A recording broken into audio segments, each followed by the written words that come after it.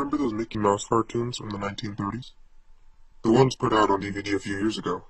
Well, here's one that was unreleased, even to most avid classical Disney fans. According to most sources, it's nothing special.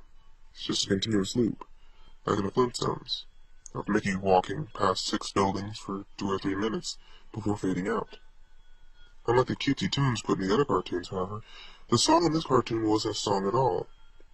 It was just a constant banging on the piano keys for 1.5 minutes before going to white noise for the remainder of the film. It wasn't the jolly old Mickey we've come to love. Mickey wasn't dancing or even smiling. He was just kind of walking, as if you or I would walk, with his head tilted to the side, as he kept this dismal look upon his face. When Leonard Maltin was reviewing the cartoon to be put in the complete series, he decided it was too junk to be included.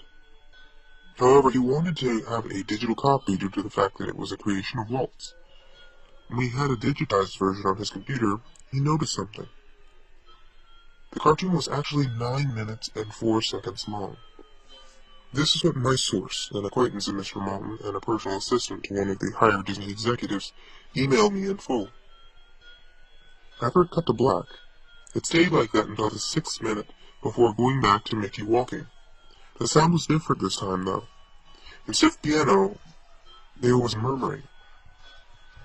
It wasn't actual talking, but more like a gurgling cry. As the noise got more indistinguishable and loud over the next minute, the picture began to get strange. The sidewalk started to go in directions that seemed impossible based on how Mickey was walking. The dismal face of the mouse was slowly curling into a smirk, too. On the 7th minute, the murmur turned into a blood-curdling scream, and the picture would become more obscure. Colors were happening that shouldn't have been possible at the time. Mickey's face began to fall apart, with his eyes rolling to the bottom of his chin, and his curled smile pointing upward on the left side of his face. The buildings became rubble, floating in midair, and the sidewalk was still impossibly navigating in warped directions. Mr. Maltin became disturbed and left the room, sending an employee to finish the video and take notes of everything happening until the last second, and immediately store the disc of the cartoon in the vault afterward. The distorted screaming lasted until 8 minutes and a few seconds in, when it abruptly cut to Mickey Mouse's face at the end of every video, with what sounded like an out-of-tune music box playing in the background. This happened until the last 30 seconds, but I haven't been able to find out what happened in those final seconds. From a security guard under me who was making rounds outside that room, I was told what happened after. After the video ended, the employee stumbled out of the room looking pale.